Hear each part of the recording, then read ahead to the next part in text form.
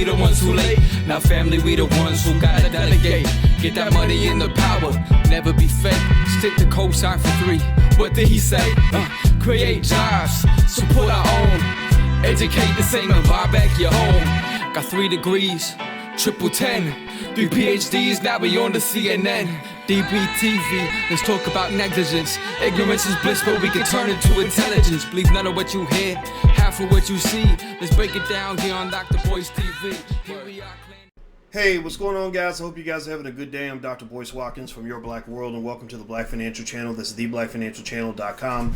I wanted to come in for a second to give you guys some interesting news. There's some interesting news about all these spending packages that they're passing to protect your jobs. I don't know if anybody remembers the Paycheck Protection Plan. The $350 billion they were providing to protect Americans' paychecks. If you know about it, just say something in the chat. Basically, the government provided about $350 billion that was supposed to be for the Small Business Administration so that they could actually continue to pay their workers. Well, in one week, that entire Paycheck Protection Program has officially run out of money. According to bizjournals.com, on the SBA's website, it states that, quote, the SBA is currently unable to accept new applications for the Paycheck Protection Program based on available appropriations funding. Similarly, we are unable to enroll new Paycheck Protection Program lenders at this time. So that means that they're rejecting all applicants and they're rejecting all lenders. So lenders can't go there to the SBA to get the funding necessary to loan to potential customers because the lenders don't have a lot of funding available. A lot of banks are actually really tightening up their requirements for getting loans, and also they don't have any money to loan themselves. So the loan program, which offers forgivable loans to small businesses as long as most of the money goes to payroll costs, was first authorized as part of the $2.2 trillion CARES Act passed by Congress and signed into law March 27th by President Donald Trump. It's been a critical part of how small businesses hope to survive the coronavirus pandemic and social distancing measures to counteract its spread. Politicians, experts, and bankers had been warning the program would run out by the end of the week or sooner without additional appropriated funding, but Congress has been locked in a stalemate over a possible $250 billion extension, with congressional Democrats pushing for additional funding for hospitals and state and local governments. Lawmakers have been on recess themselves as part of an effort to avoid further spread of the virus through large groups. The SBA also said on its website that it had run out of funding for its economic injury disaster loan program, stating, quote, that the SBA is unable to accept new applications at this time, blah, blah, blah, blah, blah. Okay, so they're out of money already. Through Monday, a little more than 1 week after the applications were first available, more than 1.03 million loans were approved. That's not $1 million. That's a million loans. 1 million loans were made, worth more than a total of $247.5 billion across 4,664 lenders across the country, according to the SBA. The states with the most authorized PPP loans at that point included Texas with $21.7 billion and 434 loans. Nationally, through Monday, about 70% of approved loans were for $150,000 or less, and about 15% were for $150,000 to $350,000, according to a more detailed breakdown of SBA data. So basically, what you're looking at now is, we had the corona thing. Everybody started getting scared, and I told you that the real virus, the real pandemic, is the pandemic of fear. Now you really have something to be afraid of.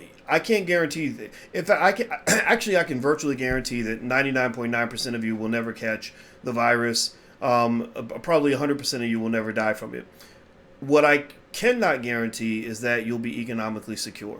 What I can guarantee is that the majority of you are going to feel some kind of economic pain, some kind of job loss. Your businesses will probably sink. In fact, give me a yes or no. Let's look at the economic virus. When I was in graduate school and when I was working on my doctorate, I worked under a guy named Andrew Caroli. And Professor Caroli is now a distinguished professor at Princeton University, professor of economics. And one of his areas of expertise is what they call economic contagion, meaning economic viruses, economic pandemics, how economic problems can be contagious from person to person, state to state, country to country, region to region. And so what you're definitely seeing for sure is you're seeing a global economic pandemic where the size of the global economy is expected to shrink next year. You're going to see a lot of starvation in smaller third world countries. Here in the United States, maybe food prices go up. Maybe food's not available, in certain areas. But for the most part, everybody gets to eat. In third world countries, people starve to death and they die. So when things get hard for us, things get really hard for people in other countries. So what I will just say to you is, at this point, I'm not a fan of not moving forward and getting people back to work. I think that I'm going to tell you like this. Maybe in urban areas where everybody's clumped together, maybe there has to be a different plan. But in Illinois right now, where I live, people got really mad at the governor because the governor was talking about keeping the state shut down, all businesses shut down until the end of May, and people were basically like, okay, who are you going to pay for that? Who's going to pay for our bills? How are we going to sit in the house till the end of May and we can't go out and make a living? In my community, in the little town I live in one of those little suburban towns, there's not one. The mayor gets on and does a live stream because everybody's scared to death, and he's like, there have been no new coronavirus cases in our whole town, right, for the entire week, and there were only like 5 before that, and everybody was fine. Nobody died, not one single death. So everybody's walking around kind of like, okay, this is stupid. Like, we're not going to all be scared of our neighbors. We're not all going to stay in the house. We're not all going to walk around in fear. We're not going to all wear, I go to the grocery store. There's a few people wearing masks, and it's fine. But most people aren't wearing masks. Most people are like, you know what? I'm going to get back to living my life. I know I did. I'm not going to say that it's good or bad. I'm just going to say they're running out of money. They don't have the money to sustain the economy. They can't have 330 million people sitting at home for the rest of the year. They can't afford to do it. They just don't have the money. The government will go bankrupt. Your government, you talk about something to be afraid of? Pretty soon, corona masks won't be the masks people will be wearing. Pretty soon, everybody going to be wearing ski masks. You're going to start seeing ski masks because people are going to get desperate and they're going to find a way to feed their family no matter what. Right now, in fact, there was a study released, and I got to go find the study. It was cited by Dr. Oz, actually, who said that they found that by shutting down all the schools, they only reduced the total number of deaths by about 2%. 2%. So if you look at the total number of people that have died, which is a life is life, is very, very bad if somebody dies, without a doubt. But unfortunately the reality is that people die every day. Thousands of people die every day. But the total number is about 30,000, right? So 2% of 30,000 is about 600 people.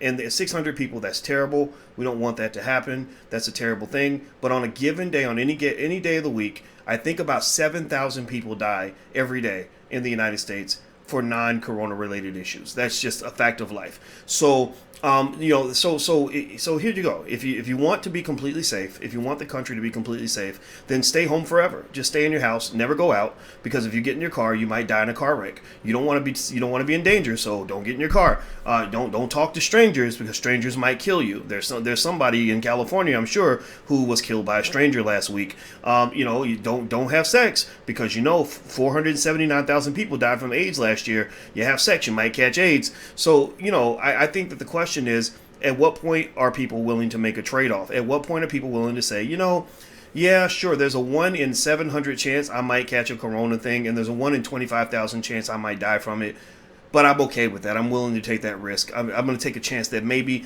instead of expecting to die today, maybe I might live. Maybe I might actually survive and actually have to pay my utility bill at the end of the month. So I'm going to go ahead and gamble on that. Because if I don't make it, then so what? At least I won't have to pay bills anymore. So I think that that this is interesting. This news is going to get worse. Eventually what's going to happen is the financial contagion is going to jump from, you've seen the stock market have its ups and downs. Now, those of you who've been invested in the stock market, believe it or not, have probably made some money because the market's been doing some interesting things. And I've been actually, some of those stock picks that I was making with you guys at the beginning of all this have done pretty well. So you probably have seen a decent move in your portfolio. Those of you who rely solely on jobs, I feel bad for you because you're not on the good side of the economy. I encourage you to diversify. Just buy a few shares of stock. Just get started. Maybe learn how to start a business.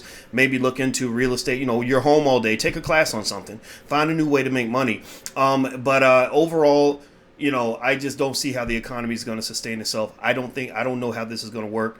You're talking about something that affects a very small percentage of the population, but it's actually affecting the entire population because nobody wants to be in that that 1 in 1,000 where something bad does happen. I how much longer do I think people are going to be locked down? I don't know. I think eventually people are going to rebel. I think that at some point people are going to just say, you know what, man, I gotta eat. I got bills. I gotta pay. I gotta take care of my kids. They say with animals, if animals want to be safe, they might stay, locked up somewhere, because safety is very important. But then eventually, if they get hungry enough, they'll risk their safety to go get food. Right. So, imagine this. Imagine if you lived in a neighborhood where there was a war. Imagine if there was a war, literally people being killed in your neighborhood. And you stay in your house because you don't want anything to happen to you. Well, eventually, when you run out of food and your babies are starving and you have no way to survive, in terms of what you have in the refrigerator, you're gonna say, you know what? Let me just get a gun and I'm gonna go out here and I'm gonna go hunt for some food. That's a natural thing. That's what human beings do. It's what all animals do. So I think eventually people are gonna go hunt for food. People are gonna say, no, we're not letting you lock us down anymore. You maybe if you show me that there's that 10% of the population is being hit by this, then people could understand that. Maybe even 5% of the population. But when you're talking about less than 1 in every 700-800 people, and most of those people are 85 years old or older. I don't know if you guys know this. I state these stats every time I talk about this, just so people know I'm not just being a conspiracy theorist. I'm not trying to be a right winger or a left winger. I'm trying to talk about just survival and helping people, right? I'm really just trying to help you in terms of understanding what's going on, because I think the media is being a little bit biased right now. I looked at the data very closely from the Centers for Disease Control, and I'm telling you, the people most heavily affected, the highest risk group, are people over the age of 85. Now, if you're younger than 85, I want you to raise your hand. How many of you in here are younger than the age of 85? Tell me how many of you are younger than the age of 85. How do you rock with Farrakhan when he killed Malcolm? Man, I don't even know nothing about that. I wasn't there, and so I love Farrakhan. I love Malcolm. That's the way it's gonna be. So y'all don't like that, you can definitely walk up out of here. So do me a favor. How many of you are younger than the age of 85? Say me. Okay, so that means that you're probably pretty safe. If you're 75, you're still very, very safe, but you're not as safe as if you're 35 or 40 or 25. And here's the crazy thing. Here's a ridiculous statistic that's going to blow your mind if you weren't here on the podcast yesterday. Let's say you give me 10 85-year-olds, and let's say that every one of those 10 85-year-olds are 1 in 700 people who catches the virus. So let's say that all 10 of them have the virus. How many of those 10 do you think are going to die? Give me a number. How many out of that 10 85-year-olds who are in the highest risk category? I mean, literally, the virus is known for taking out the really, really older people. How many of those 10, on average, are going to die? Based on the statistics. Between 1 and 3. 3 on a really bad day, 1 on a really good day. So probably 2. 2.7 to be precise. The range of the death rate for 85-year-olds who have the virus, who are unlucky enough to catch the virus is hard to catch. I mean, meaning if you're near somebody who has it, it's easy to catch. But the problem is finding somebody who has it, because there aren't that many people who have it. It's the numbers relative to the country. Again, I think if you have 650,000 cases, remember we have 330 million people in the country. So 1% of 330 million is 3.3 million. So that's still 5 times greater than the number of cases, right? So if you take 1% of the country, chop it into 5 pieces, then you have the caseload. 80% of those cases in that small group of people, relatively speaking, 80% of them are fine. There's that 20% that have to go to the hospital, and there's that 1% or whatever or 2% that die, right? So if you're under the age of 50, your odds of dying from it, even if you have it, even if you're unlucky enough to get it, your odds of dying are less than 1%. Get mad at me for laying the stats out if you want to, but go look it up. Go look it up at the Centers for Disease Control website. So I am utterly fascinated. I mean, just completely flabbergasted, blown away that the media has been able to take something that is, to this point, has been relatively low impact and blow it into something that big. It's mind-boggling. I've never seen anything like this before. So, but what is real is the economic damage. What is real is that a lot of you are probably going to lose your job. If you have a business, your business is probably going to be impacted. Banks are not going to loan money. I know that when we go talk to our bank now, they're having different conversations than what we were having 3 months ago. I know that eventually you're going to see financial contagion of the economic virus, and the economic virus is going to spread from the stock market and the job market, because now 22 million people have lost their jobs. So it's going to go from 22 million jobless claims have been filed. So you're going to go from the job market and the stock market. Eventually, you're going to hit the real estate market, and eventually you're going to hit the banks. When you hit the producers, the consumers, and the banks, you have pretty much infected the entire economy with an economic version of HIV. Like, our economy is going to be sick. It's going to be dying. And somehow somebody magically came up with the bright idea to believe that we can actually afford to fund, trillions and trillions of dollars of having the entire country stay home. That ain't going to work. America ain't built like that. You've got the resources now. You've got billionaires that should be contributing more to the government, but that was all taken away in the Reagan era. The Reagan era, the conservatives went out of their way to gut the government.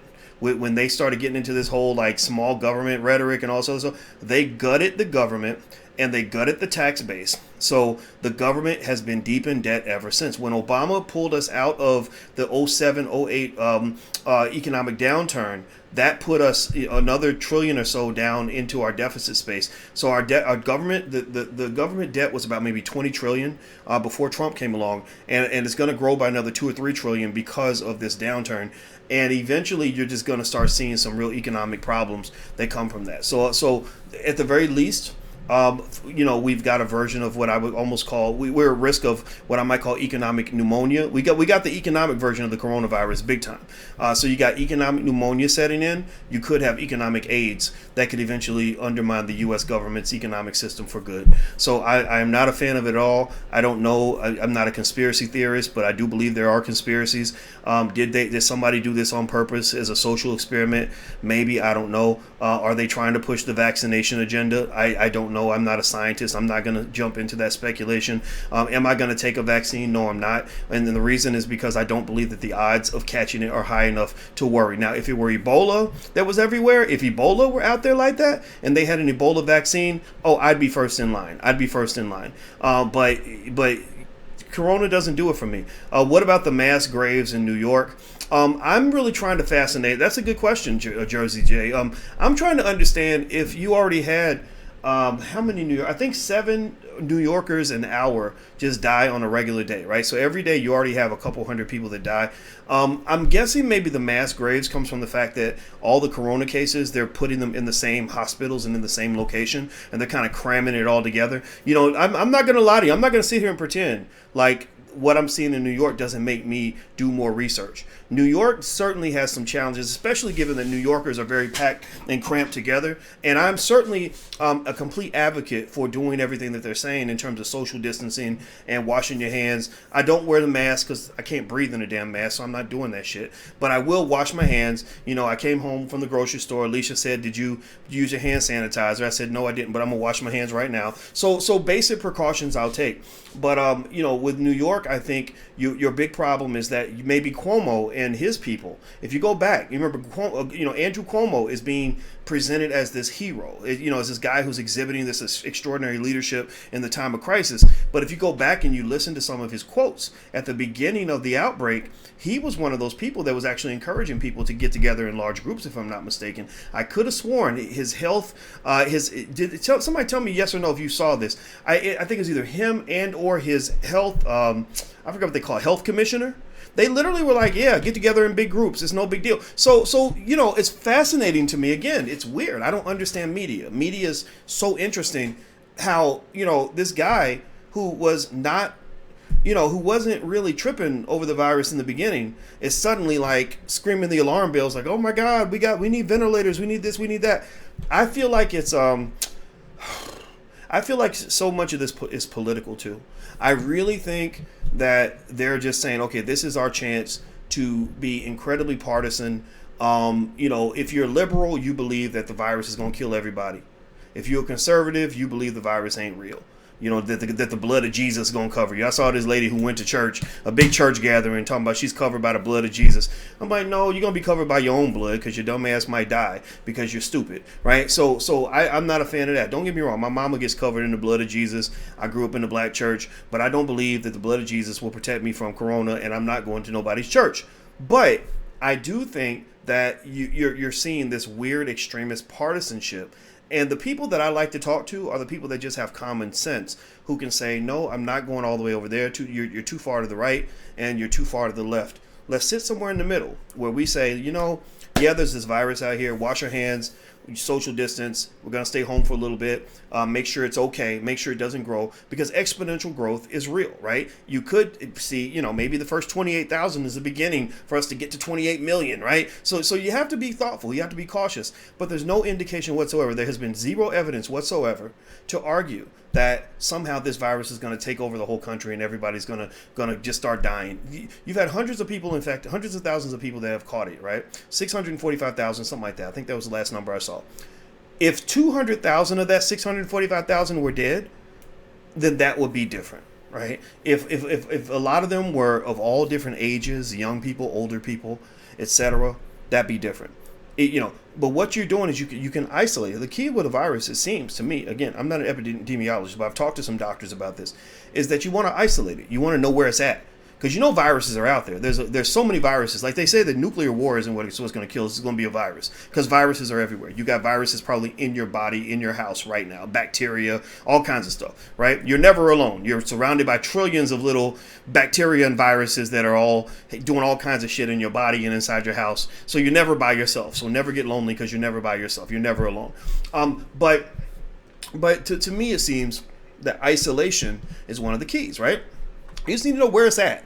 How do we isolate this thing? How do we separate it so we can get back to the business of life? So, with this virus, it's pretty easy to isolate. Old people, really old people, over 85, and people that are really sick, that have pre-existing conditions. So I think that every time they announce a death or they give a death statistic, to be ethical, they should always give the ages and pre-existing conditions. Did this person have a condition, or are you just trying to scare us by making us think that anybody anywhere could have had this same experience? When you tell me about a 9-year-old who catches it and dies, I need to know, was that 9-year-old already sick? A lot of times it might be somebody that's already got cancer, or somebody that's got heart disease or obesity or diabetes. Now, a lot of us have those things, which means, again, if you're in that risk group, you have to be more careful. But the really important question becomes, do we just go for complete safety? In which case we just say, everybody stay in your house until we have 0 deaths anywhere. Until we could have a day in America where not one single person dies anywhere. Because human life is infinitely valuable, right? Nobody wants to be the insensitive bastard who says, yeah, well, screw that one person's death. Who cares? No. Let's say, is that what you're saying? That we're supposed to wait in our house until we get to a day where not one single person anywhere dies at all? If you're waiting for that day, then you should probably just go stay in your house forever. Now, you're not going to be able to pay your bills. Your children are going to starve, but that's okay. You can feed them with the blood of Jesus, or you can, whatever. Maybe the homeless shelter will have some extra food, and you're going to get evicted. And so when you are evicted from your house and you and your children are out on the street, find you a little tent. Tents don't cost a lot, and you can buy it. It's yours. You don't have to pay a mortgage on a tent, and you'll stay in your little tent forever. And then nothing will happen to you. Nothing bad can ever happen to you because you never ever left the house. Is that what you want? I think it's stupid. I think it's crazy. So no. So bottom line, point blank, the reason I came in to talk to you guys was to tell you about the fact that that first leg of government funding, that Paycheck Protection Plan, is gone. The government may come back with more money. Maybe they won't. They like to fight more than they like to actually get things done. But your paychecks are not protected. Your paychecks are not. That whole paycheck protection bullshit, that's nothing's really protected. If they keep people in the house another month, the economic damage and devastation is going to be so monumental that we won't overcome it for the next 5 to 10 years. So that's the good news for today. All right, guys, I'm out of here. Have a good day. Hit the thumbs up button before you go. Please share, subscribe, all that good stuff. And if you're on Instagram, I want to say what's up. My Instagram is The Real Boyce Watkins. You can follow me on Instagram as well. You can follow the Black Financial Channel on Instagram. And don't forget, we have Black Movie Night to support Black filmmakers, and we're building a Black Hollywood. So that's on the 23rd. You can go to blackmovienight.net. That's blackmovienight.net. And last but not least, if you want to learn to buy your first share of stock, my dream, Dr. King had a dream about little white girls and little black boys holding hands. I don't have that dream. I don't care about that because I don't want to hold hands with a white girl. But my dream is that I can one day do a survey on my platform and find out that 80 to 90% of the people that follow me are stock market participants, are investing in the stock market for their children. That's a millionaire move because 90% of all millionaires invest in the stock market. So the first step toward becoming millionaires or becoming financially secure is to behave like a millionaire. So everybody go to firstshareofstock.com. There's a free training where you can learn how to buy your first share of stock. That's firstshareofstock.com. Where can you get the shirt? You can get the shirt at wokeblacktees.com. Go to wokeblacktees.com. So take care, guys. I'm sorry if I sound a little bit harsh. I promise you I care. I'm saying this because I care about people, not because I don't. So just make sure that's 100% clear. I'm not saying all this to be a bastard. I'm saying this to be honest with you. So this might be a little bit of tough love, but I think at the end of the day, we've got to find a way to get back to living, or because I don't think this is going to work. So anyway, take care, guys. I'm out of here. Have a good day. And is there a group for mentorship with the stock thing? I do have a stock market program. You can go to theblackstockmarketprogram.com, THE. That's theblackstockmarketprogram.com. The first month is $1, so you can do your first month for $1 and then leave, or you can stay. It's up to you. So that's theblackstockmarketprogram.com. So I'm out of here, guys. Have a good day. I'll see you soon. Peace.